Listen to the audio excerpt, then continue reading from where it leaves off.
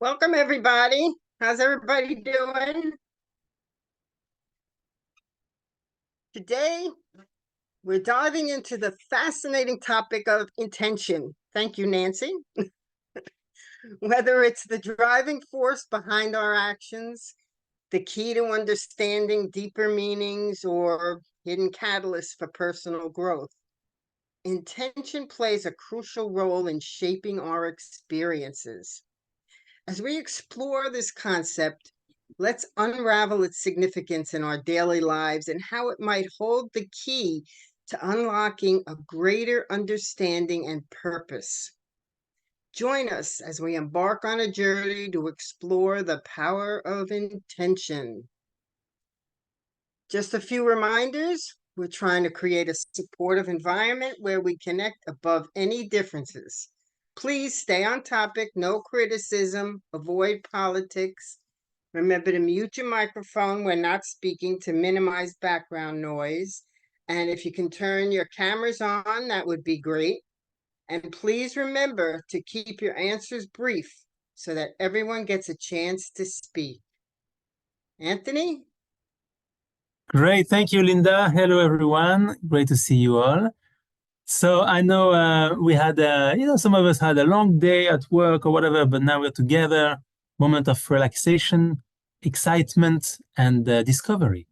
So for that, to get us started, let's break the ice. Everybody get a hammer and go outside. I'm kidding. So to break the ice, we're going to do a little round table, a quick round table.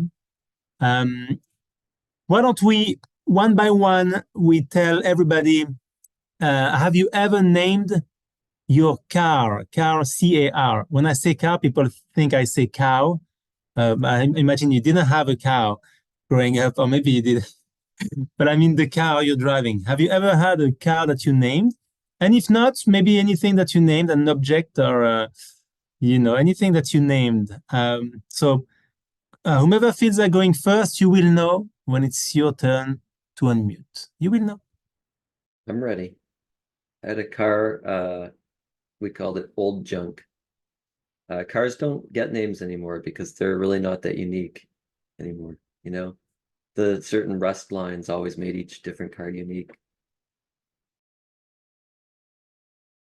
My last car, Susie from Arizona, my last car was named Piece of Shit.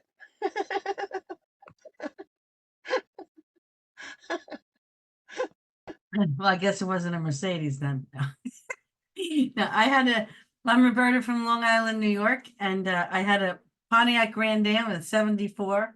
It's an amazing car. It was kind of a muscle car. 400 engine was good. And I named it Sally Joe Williams. Go figure why, but it had 3 names, Sally Joe Williams. That's what it was. That car loved me so much. My sister drove it. It had smoke coming out of it, and the mechanic said, there's nothing wrong with it. I got the car back from her. It was perfect. That car was alive. That's the time when the movie Christine came out. Remember Christine? The car was alive.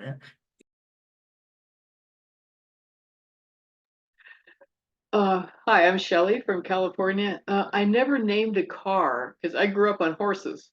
So the first horse I ever had, she was a giant pinto, which is brown and white, big brown and white spots, big horse. And she was called Pixelated. Pixie is what I called her for short because she was pigeon-toed. So when she'd walk, she would look kind of pixelated. So that has a different meaning now, though. Pixelated kind of meant sort of drunk, kind of off balance. Then now it's a computer term, I think, to be pixelated. Anyway. Roberta remind me, my first car here was Dodge Colt, and I don't remember what year it was. Probably, well, I don't remember. It was a stick shift car, and I should have named it, because when it was taken to the junkyard, after I think it was half a year or something, I got fined from police that this car was parked somewhere illegally. Somebody fixed this car. It was absolutely amazing, and was driving and parked illegally. So I should have had a name for it. for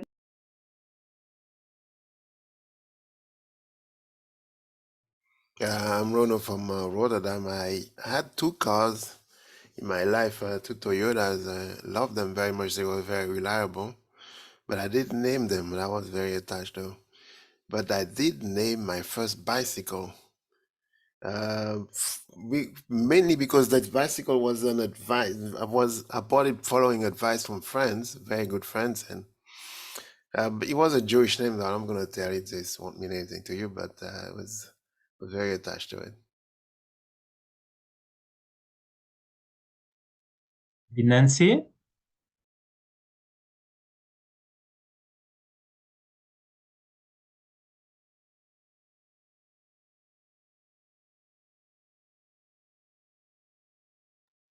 If you can unmute Nancy? Oh, we can't hear you, sorry. Think she's having trouble opening her microphone again. The internet. We'll have to pray for her to get a new computer. I was going to say that my current car doesn't have a name, but I do remember because of the registration. The registration is CA69DDE. And when we first got it, we did call it Caddy. But that was short-lived, so I forgot about that. But my next car, which I'm hoping to be taking delivery of in April, because I should have had it in January, but it's delayed because of component faults or lack of components, whatever. We've already named it Pretty Little Angel Eyes because it's the new Hyundai Tucson, which has got all the daytime running lights in the front that look like angel wings. So, yeah, and whenever I'm driving along and my granddaughter's in the car, when we see one, we say, Pretty Little Angel Eyes. So yeah, that's a name that has stuck. Excellent. Can you unmute Joe or Joel and share with us? Yeah, I have never named a car that I know of, but I do remember the years and the models of many, if not all, of the cars that I've owned. And my first car was a 1961 Morris Minor. So I don't know if any of you even know what that car is. I don't think they make them under that brand anymore. Yeah, well, I couldn't tell you, I have to confess. Maybe Linda, you want to share?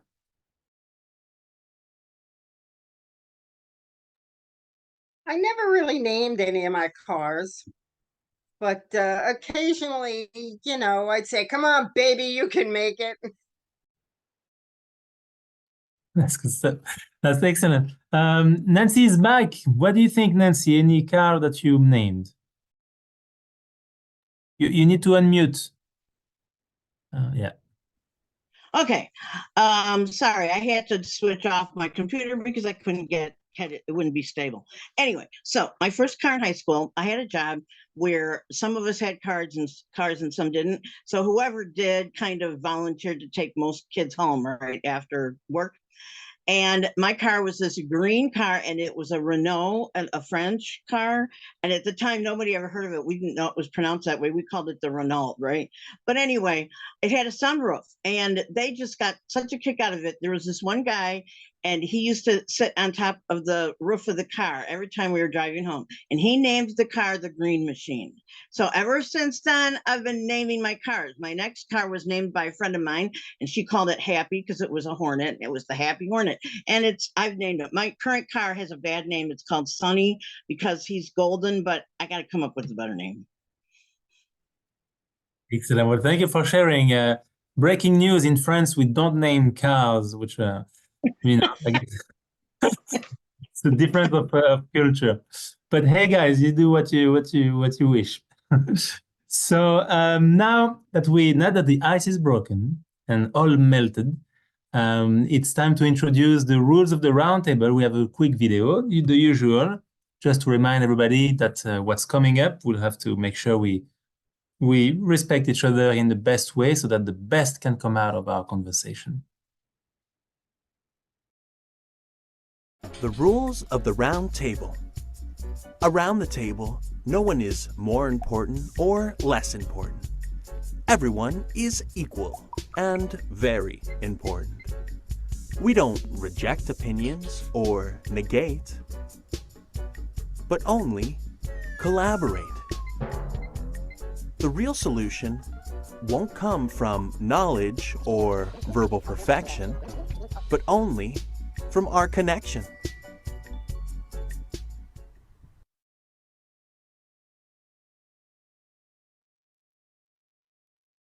Well, our first video coming up is by a good friend, Tony Kozanek. Great guy, so smart. And it's about the Kabbalistic approach to what is an intention. So listen up, and we got lots of questions afterwards. Rono? When you say bestow or do good onto others, do you mean to send them good wishes, good vibes? Well, let's talk about what we think of as doing good to others and what actually is good to others. We are taught that actions are good deeds. Like if somebody is in need of something physical, if it's an emergency, yes, go do it. Give whatever is necessary. But when we try to do good in the world through, say, activism and charity and all those things, when you look over the long term, what happens with them, like in places like in Africa and all these places where we sort of insert ourselves and we're dealing only with the surface level needs, in the end, we actually weaken and destroy those people that we're trying to help. Because the impulse that is doing good did not come from an impulse in which, in the first place, in its inception, was a good impulse. See, we don't know what we're doing. We don't know anything about what would be good or bad. We only know that, well, I should do something. Okay, that's fine. But to do good to others means that we ourselves have to be connected to the upper force and act from an intention that is similar and, best of all, identical to that upper force. Because the way that nature works is it's not aiming just at one thing because, oh, there's a need right now. It actually sees and deals with the entire system all at once and for the good of the whole system. That means for us, we can't depend on our knowledge. We have to go to a place in us, through our connection with other people, that we actually reach a place where the outcome is in the initial thought. That good has to be there as a actual correct intention that is completely connected to the intention of the Creator. I said before that our desires aren't ours and our thoughts aren't ours. This one has to come from the Creator, and it comes from the Creator when we cleave, when we're connected, because we have a quality so much like that, or so desiring to be like that, that the Creator's thought can actually becomes ours in an active way. And then whatever we think towards that person, whatever action we take, whether we understand at all what's going on or the complexities of the situation, does not matter. It will work out for good. But it's an intention. That intention has to be without self-concern. It can't refer to ourselves. It has to be completely for the sake of the whole system. How do you reach that? Practice, connection with others, learning the methodology, and studying so that we unlearn our egoistic, limited perception of what those things mean.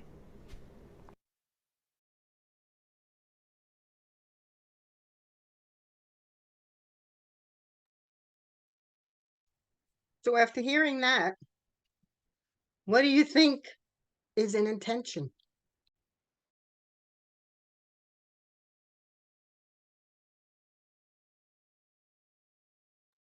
Maybe I'll start it off. I think an intention is a direction. And there's only two directions. It's either towards me, or for you, for the benefit of you or me.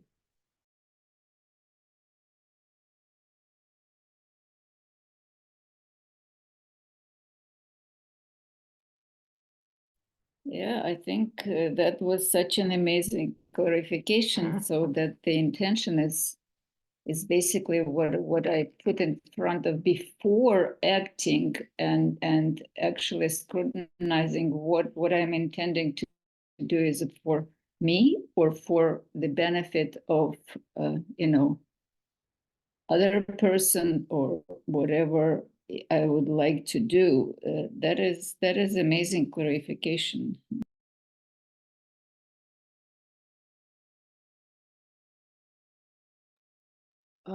Intention to me feels like it feels like the outcome that you want to have happen before you take the action to do it, if that makes sense. To continue, Shelley, yeah, that's what I have in my head, is that when you intend for a certain outcome, that's the intention. That's what I'm understanding for, if that's what the question was, what is an intention, is what you intend the outcome to be. Now, who is it for? I guess that's where we're going to go deeper, right?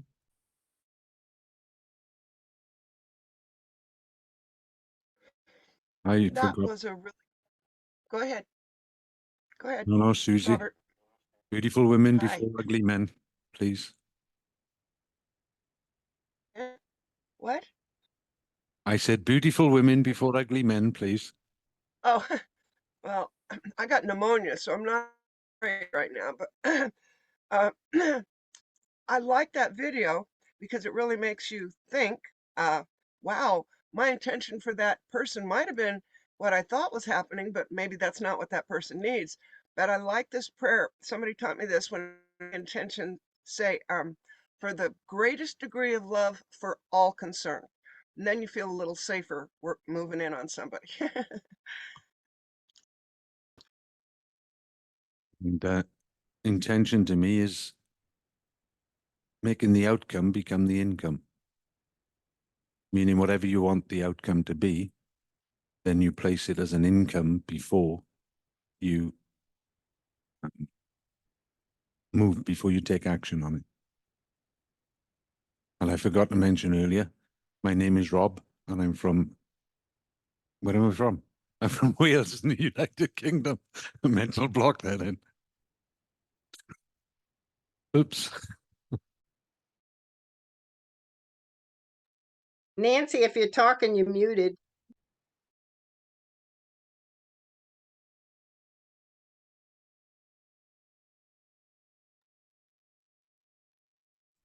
Sorry, we see your lips moving, but nothing's coming out. How about Joe? Do you know what can you say? What do you think an intention is?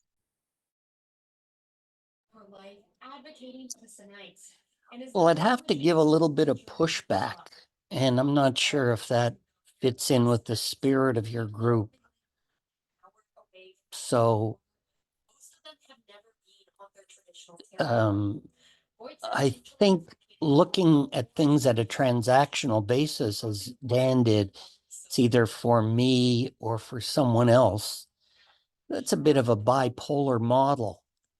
You know, if that just is looking at one plane in geometry in two directions.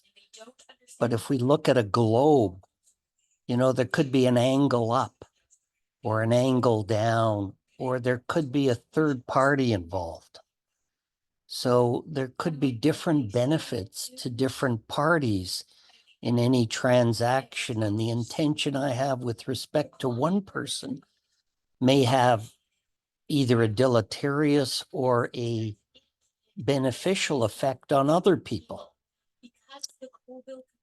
And I guess I'm just not, into believing that there are simple solutions. I have no connection to the ultimate purpose of the universe. I don't really know what nature is. I'm a bit skeptical of a supreme being that's guiding everything, although that's a very comforting belief, and I don't fault anybody for holding it. But I don't know that we can attach a specific meaning to a specific word that we can universally accept or agree with in all circumstances. I'm not even sure if numbers are real. Do numbers?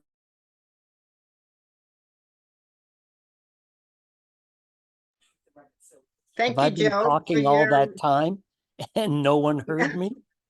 Maybe it's No, for the we. best.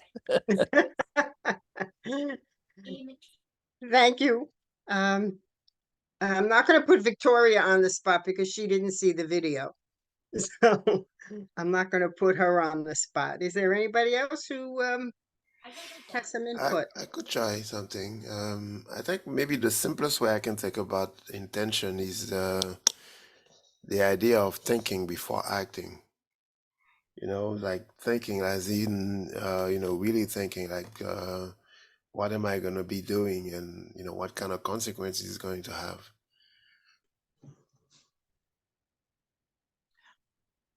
I'd like to, I finally figured, thank you for whoever put up that little note saying the host wants you to speak, because I can't find I'm on my phone and I can't find an unmute button anywhere. So thanks.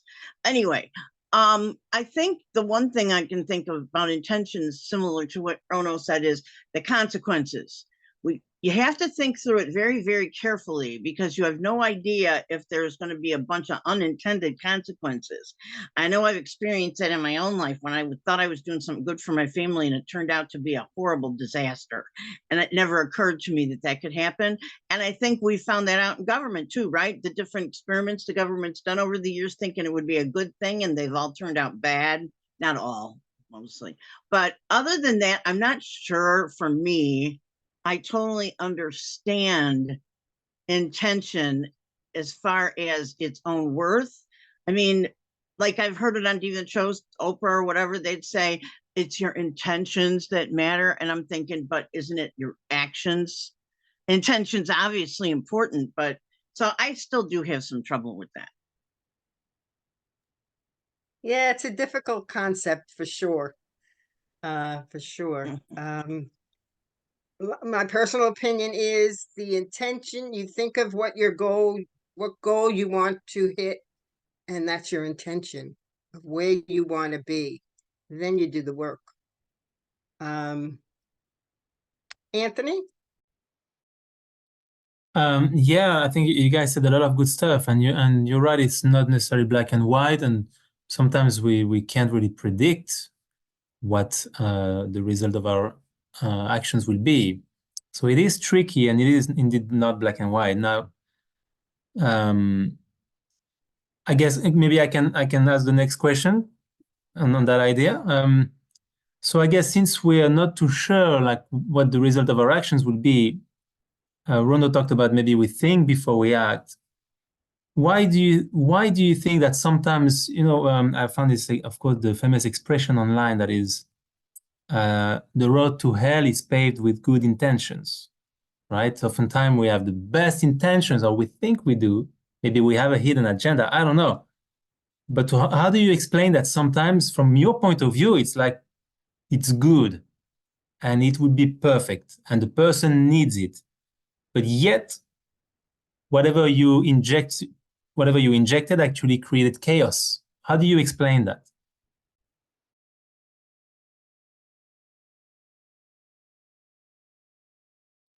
could start, maybe because we don't have the same goal or the same desires, maybe. I think of my father, we said, Dad, you need to do this and that and that. And he says, but I don't want to do that. I said, but you really need to do it. My sister and I would say, but this is how it should be done. And he says, you're not thinking of me. So you could see it was that we had, of course, the right idea. It was about cleaning maybe his house, let's say. But he wanted something his way. So the goals didn't match. And probably the communication didn't match. I know in the video it said when you have people that are in the same like page, then it seems to work when you have the same goal. So maybe it doesn't align with the same goals.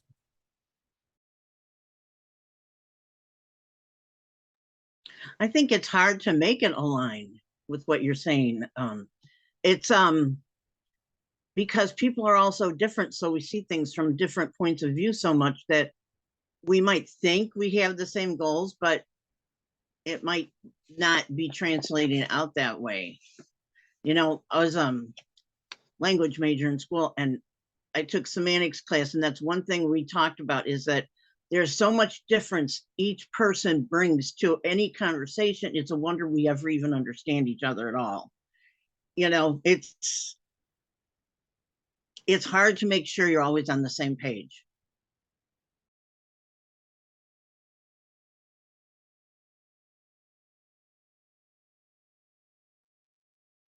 No, I start thinking about that kids are bringing, you know, the education, and I can speak from my not always successful, you know, experience, because we are not attuned to the child inclinations. We already know what they're supposed to do from our point of view, you know, and for example, we want them to be successful, we want them to be physicians, lawyers, whatever, and they had, because of this pressure, but in the end, they feel disappointed and they had to start from scratch sometimes, or different outcomes, because there is no like synchronicity, attunement, the full attunement of what's the other side really needs, you know, that it will not bring the negative results of what your the best intentions.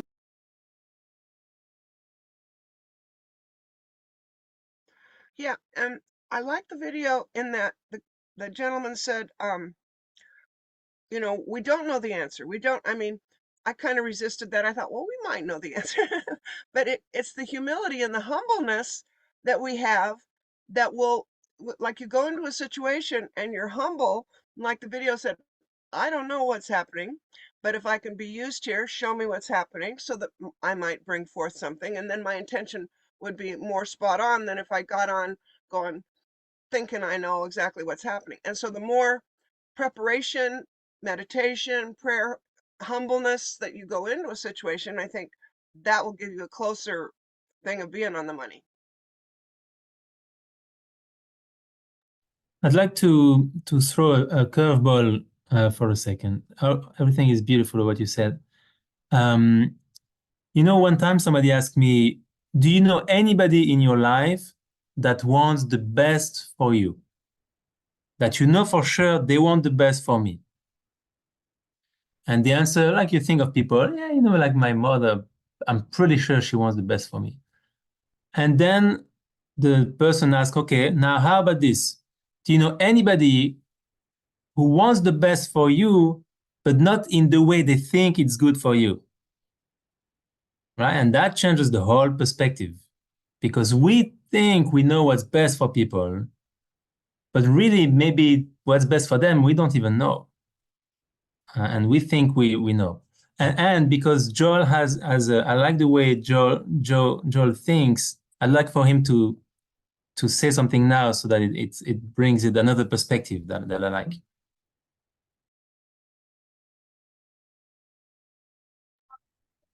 I'm not sure what I can say about that, and there's a little bit of background noise here that I can't control, but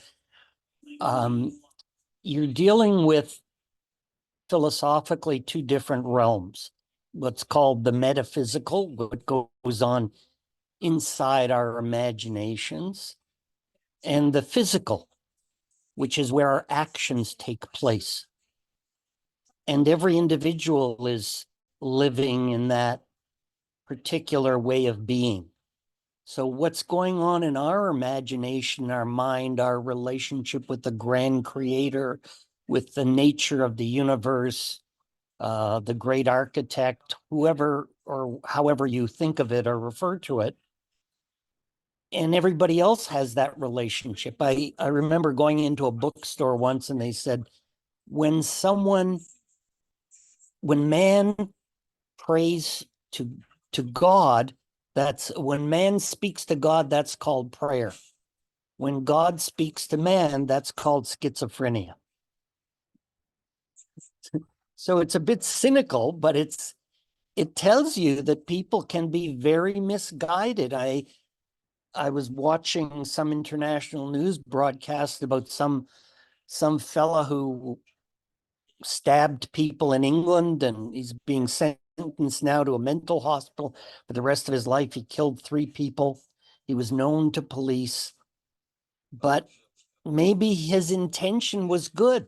The voices that were telling him to do this, he saw them as a manifestation of good. So you have to be mindful of all the other factors. You cannot look at it linearly, at least not in my opinion. Sorry for being so long-winded. Yeah, I'll add to that and Anthony's. Yeah, no, I appreciate your perspective, Joe. It's awesome, actually. You can beat me up all you want. It's okay. I'm excited for it. You're Because, bigger than I am, Dan. I don't think I could beat you up. oh no, I'm skinny. So, but these are what differing views do. They create, abundance. But I don't know what I was going to say now. I got off on a Schizophrenia, maybe, he said. no.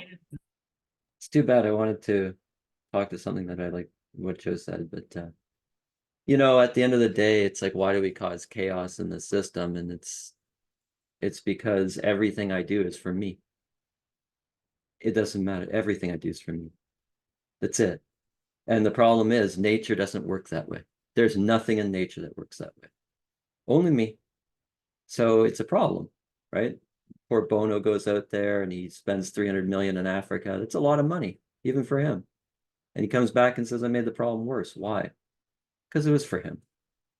And so that's a real trick. That's hard to work with. But that's what I see the problem is. The reason why open diner is so cool is because we can see, like when Joel brings up something completely opposite, it really can expand your awareness. I've been watching this guy named Mo Gaudat or something. He was big high up in Google, but he's just got this beautiful heart. And he said, if you can say, I really believe on this side of this, I really believe on this, but then this other opponent says, well, I really, and he said, really embrace both of them. He said, then your mind and everything can grow, because we get so attached to what we feel we think is right, kind of like what Dan said. Okay. That's perfect segue for the next section. We'll watch a second video that is a couple of minutes. And we'll bring now the notion of desire, because we discussed intention. Now, how about desire? What is that the root of our action? Yeah, we can launch the video. Thank you.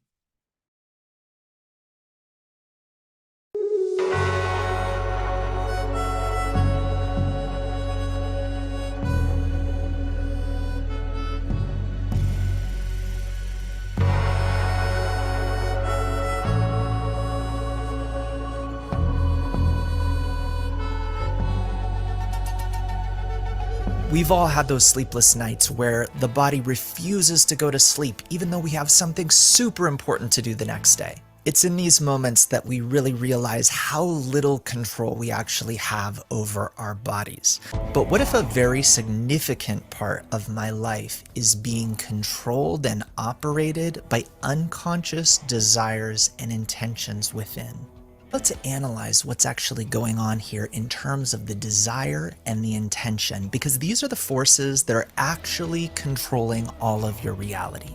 There are methods to get control of your unconscious processes. This is called biofeedback. Like when you make your breathing more conscious and you're able to settle down because you get control of your heart rate. So the desire was kind of running wild, not letting you sleep, controlling you, but you got control. What about all of our other desires, though, that are running wild and we're kind of following them? They're sort of in control in all sorts of other levels and aspects of our life.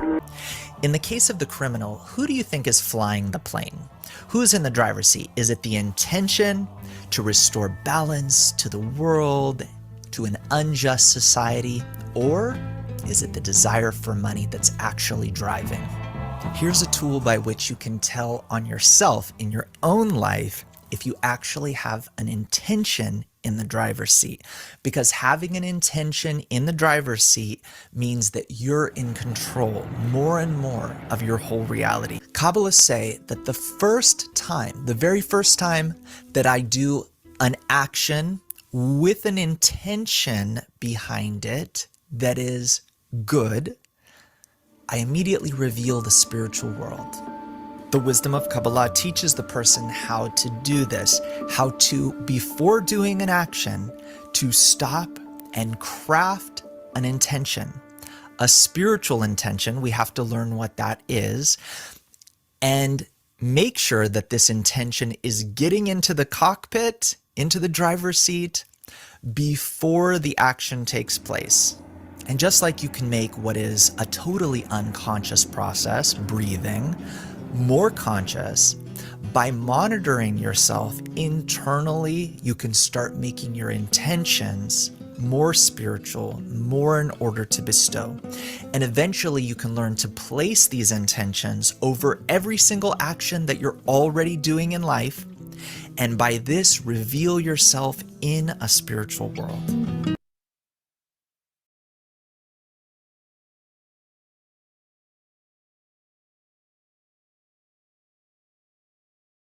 Linda, you want to ask the first question? Yeah. Sure.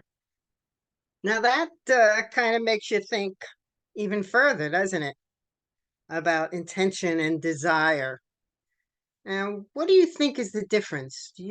After seeing this, what is the difference between an intention and a desire?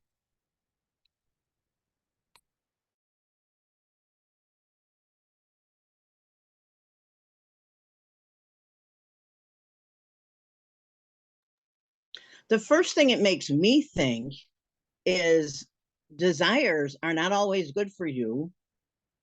They might not make good intentions. It's not always that way. Like, I desire chocolate, but it's not always the thing that I should go for, especially if my intention is to lose weight or get healthier. I think this has a lot to do, I'm not sure if I want to say intention or desire or both, but a lot of this has to do with free will, and we may not just have as much free will as we think we do. I think you've hit the nail on the head there, Nancy. We haven't got a free will, I don't believe. But where I will differ from you, I think an intention can also be bad. We can have a bad intention. For instance, if I'm going to get a knife and cut Dan open, is it because I hate him and I want to see him dead? Or is it because I'm a surgeon and I want to fix his problem? One person has an intention of malice, and the other person has the intention of saving someone's life. So I think both desires and intentions can be bad or good. And that's where the work comes in. We need to work out which is which and which ones to put in place. But excellent scrutiny, Nancy. Thank you. Yeah, Rob, that's twice we both went at the same time. I hit it at the same time again. Um, okay, so the word desire, if you take a lot of times in religious sense, desires kind of like Rob said, it's a bad thing. But if you purified your heart, I mean, I believe my desires are really spiritual God desires, but I've had to work on it a long time. And yes, the other guys slip in, and that's why we're always, humbling ourselves and meditating and getting better. But I think desires can be really good, and I think intentions can be really good. And just like Rob, they can also go awry. All right. I'm gonna say something different. So I think from my perspective, all desires are just fine. They're the material that you have to work with. You don't control your desires. If you did, you'd desire to have, I don't know, more money, and you'd have it because all desires get filled if they're strong enough. But or health or whatever. But desires are just this material, more like Rob was saying. I have a desire to cut something up. Okay, that doesn't mean anything. Just a desire. But the intention is the direction for the desire. Is it for Rob or is it for me? Right? That's the way I see it. I can add, Nancy said before she took some kind of class, and she goes, you have to listen to what others say, and then you come to like a collective goal kind of, or an idea you agree upon. So my thought about a desire, when you have one desire, my desire, it's Roberta's desire here in Long Island. And I just see my own world. I want my desires filled, like you're saying, Dan. But that picture, we had all of us here on the same desire. Now it's like weeding it out, making it balancing into a perfect calibration. Then that would probably be the right intention if you had a collective desire. As long as it's a good desire, you could say, you had wars where people have a desire to do bad things. That's not good. But a collective, I think if you have a right environment and everybody has the right intention, then we're getting to maybe a right goal. Then maybe that's some kind of direction. Maybe they're going to talk about it later in another question, but I don't know. But maybe it's simplified. I want to go back what Susie was saying, answering the previous question is like there are two people in a conversation, and they have completely opposite views, and even before entering the conversation with whoever it is, there always will be some opposite view. And I know that, like we heard in the video, that intention has to be in a front seat. It has to lead, because you'll have, like, I remember, and I so many times I realized that the person who has a completely opposite view is right, but I couldn't admit it. I just couldn't. I was fighting till the death, or knowing that this person is right, because my desire to be right, and my pride was in a driver's seat. If I would reverse that, with intention to hear what's and agree, that would be a different conversion. Yeah, there was one thing also I was thinking about is that with the difference between desires and intention is that desires, like he was saying in this second clip, is most of the time on autopilot. They fire on their own. Sometimes they're completely out of control. But the intention requires you to do some work.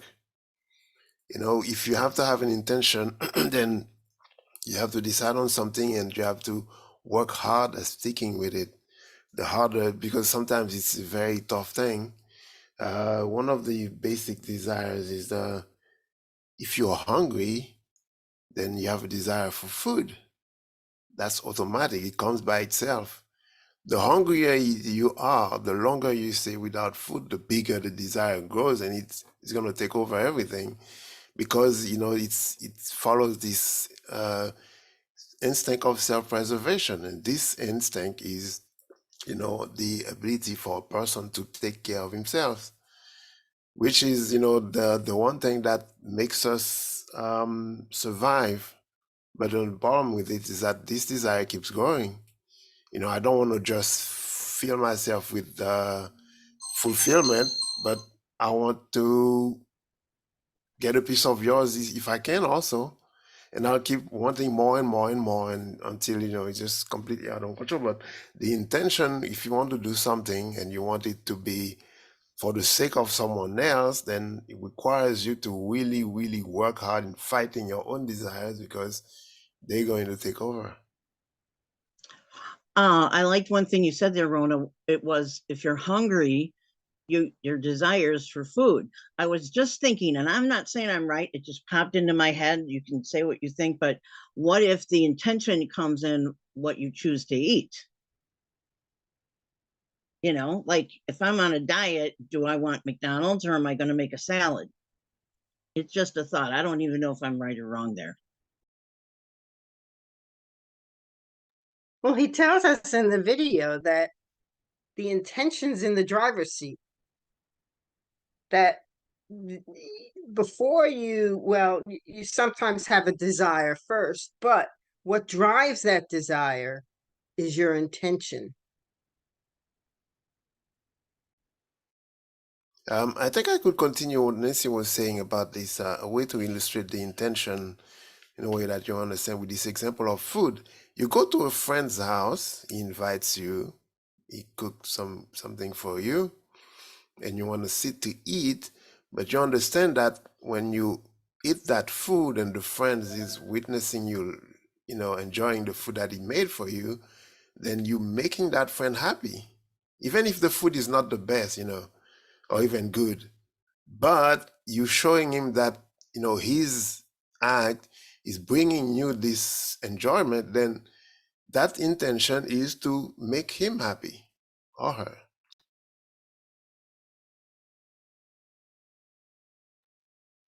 Something that I'm experiencing about desires, as you get older, your desires change. And it's always amazing to me how I can suddenly be captivated by something that never entered my mind ever before. It might have even repulsed me. But you get to a certain stage in our evolution, call it aging, that suddenly you have a desire for these things. And then the intention is, okay, so I've got this thing now that won't leave me alone until I act on it. How am I going to do it, like Dan says, for me, or am I going to do it for someone else? So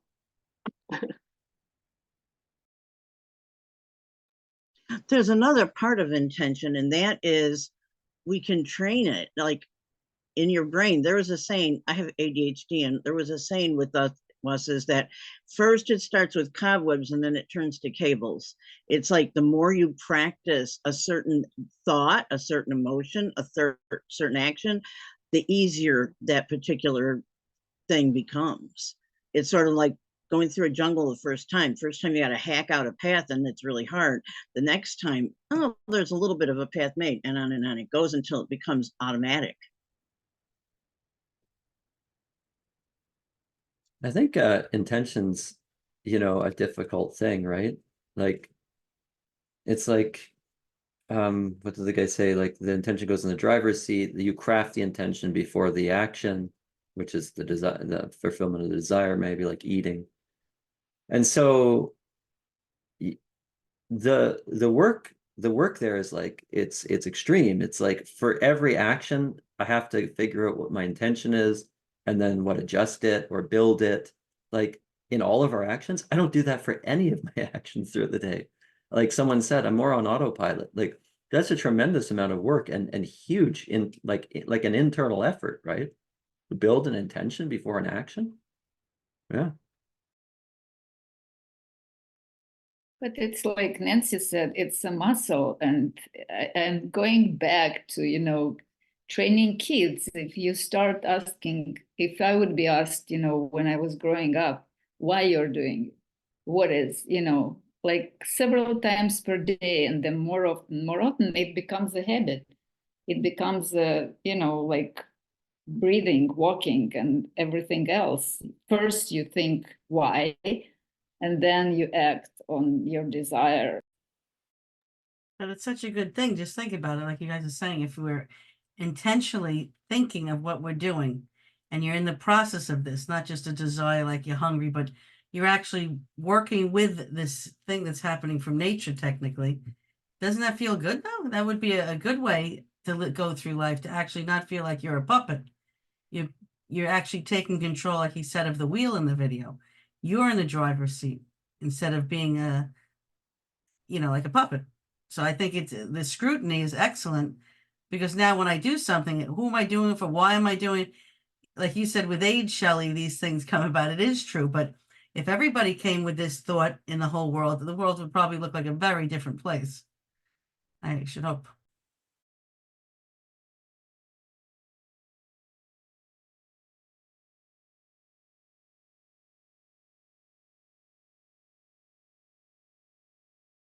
I would agree, Roberta, because it's interesting enough. If you actually dig down on every person's action, including the most horrible actions, all of them thought they were doing the right thing, for the most part. I mean, if you're crazy, that we'll put that aside, right?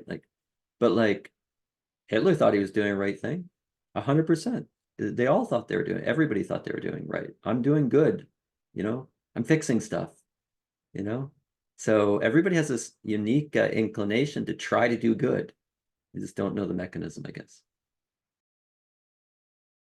Yeah, you're saying exactly what I was thinking. I think that we're back to our first video, that how actually to attune this intention to bring really good, to make an improvements, and not thinking that we're doing something great.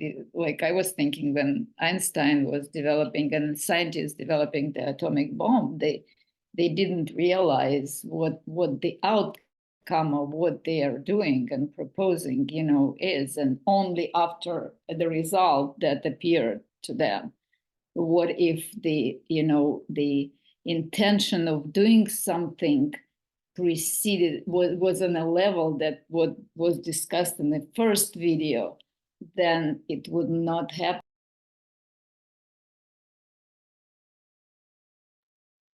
You know, I don't know. Go ahead, Ron. I just wanted to say if I made any sense. I think Rob wanted to speak first. No, go ahead, Rona. I was looking at this observation that if the purpose of life, the purpose of all of creation is for us to be resembling God, in the way that He's, how good He is. There's a lot of work until we get there, because the basic reflex of a person is to think about himself and do things for himself. That's why there's so many wars, and so there's a lot of work for us to, there's a lot of catching up to do until we get to this goal. And I think one other thing we have to remember is my good, what I think is good, might not be what you think is good, as Dan pointed out. That's more or less what I was going to say, Linda. How do I know what's a good intention and what's a bad intention? How do you know what's a good intention or a bad intention? To do good things for others, we need to be connected to something bigger than ourselves. And to do it for the right reason. Nature, as Dan said, always works to make everything in the world work well together, not just for one person or one moment in time. So relying on what we personally know is definitely not enough. We have to find a place inside ourselves, with the help of others, where our reasons for doing good things come from a really good place. And this means that doing things that aren't just for ourselves, but for the good of everyone. Even if it means not thinking about our own wants and needs.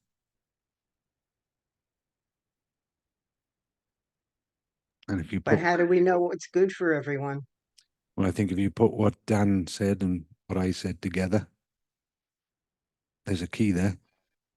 It's called, And add a little, the more you meditate, the more you pray, the more you align with what God's will is, the more you get the good answers, the better intentions. Yay. That's it. Susie's got it. That's it. That's Susie's it. got it. What's the golden rule? Do unto others as you'd want done to you. We know it's good. I know what you want, and I know what I want. But if I give up a little bit what I want to give it to you, now where am I? I'm short. That's the problem we have in the world. I'm going to be at lack, and I can't. We're all afraid. We all want love, but we don't know where to get it. So we're afraid to even give an inkling of what I have here. But like you said, if nature is all giving, we should learn from nature, right? But this is what we're learning, especially here at Open Diner. Thank you. You guys are great. I think everything was beautiful. Wow. I think it is time for the closing remarks. I took a bit of notes. That's how my brain works. I like to put everything on the paper and try to encapsulate what everybody said. So from the beginning, at first, we very quickly identified that the intention was either for me, like, am I thinking of myself or am I thinking of the good of everybody, including me, but everybody. We talked about thinking before acting. So as opposed to being robotic, is to take a time before doing anything. Why am I doing this? What outcome I'm looking for? What the goal I'm looking for? This idea that everybody must benefit and we should share a common goal. That seems to have power. When everybody has the same intention that everybody should benefit, it seems like it's just like in this conversation, something came out that would not have been possible if we didn't have that same desire and intention. And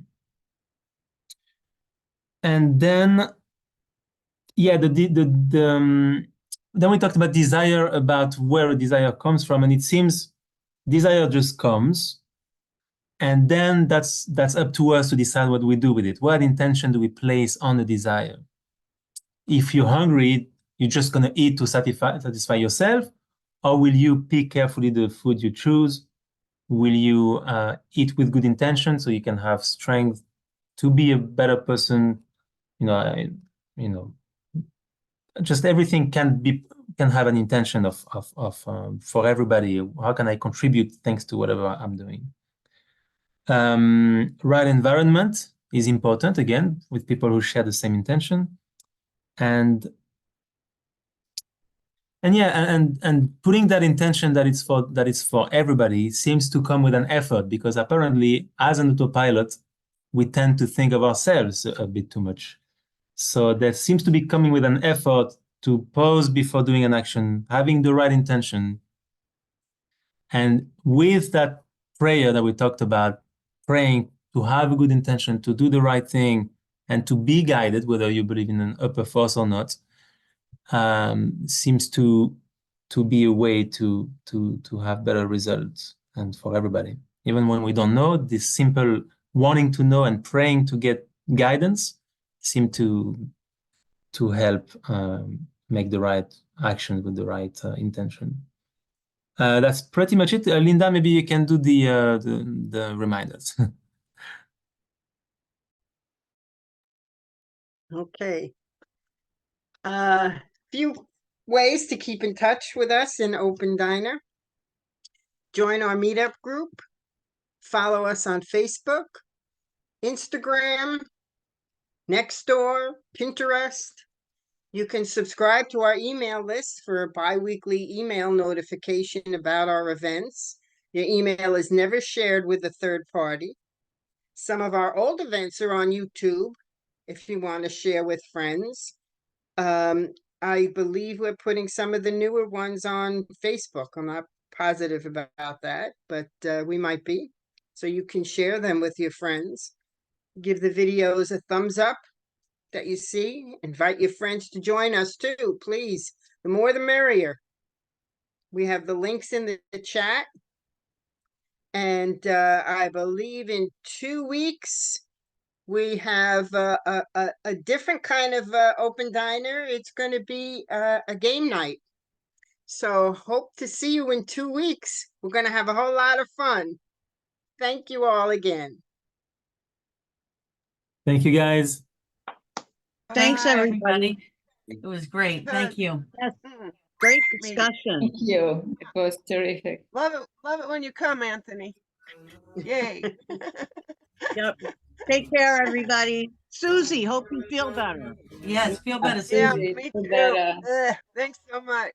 Thank you. And Love you. Anthony, come more often. Yep. Yes. Bye-bye.